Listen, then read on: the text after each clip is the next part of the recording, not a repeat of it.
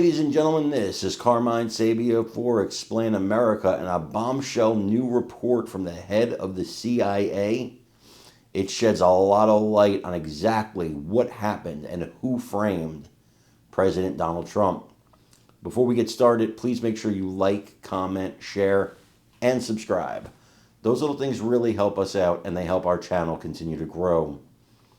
The new report, I think, says what a lot of people believed about the Russia hoax. Do you guys remember the Russiagate hoax? Oh, there's all these tapes of Donald Trump. Oh, he was doing this in Russia and that in Russia, and his campaign was in bed with Russia, and it was all nonsense. It was all based, or mainly based, on the Christopher Steele dossier, which has now been widely debunked and discredited. All based on this. And a lot of people, want justice. They want to know what happened. I'm one of those people. What happened? How did this happen? Who let this happen? Who at the FBI, who at the CIA was involved in this? And the questions still remain after all these years because we haven't gotten satisfactory answers. Well, the CIA's new report says that FBI Director James Comey at the time and CIA Director John Brennan were knee-deep in this, and it also blames former President Obama for being involved in this. And it said the three had basically a pact that we're going to get Trump on this. We're going to stick this to Trump. We're going to discredit Trump.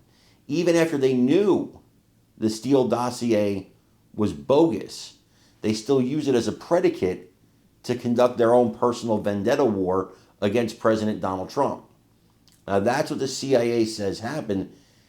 And if that's what happened, who goes to jail over this? I'm tired of investigations that lead nowhere and nobody actually ever has to pay.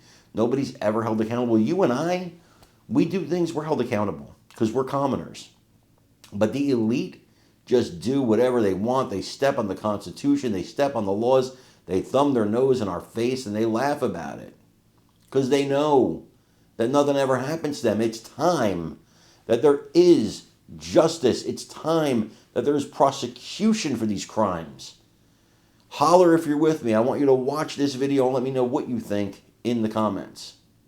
My colleague Ken Delaney is reporting that DOJ has essentially confirmed a criminal investigation has been opened or a referral has been made. Do you believe that to be true? And if that's the case, what would the process be for you to be aware of that, made aware of that? Quite frankly, I don't know what is true.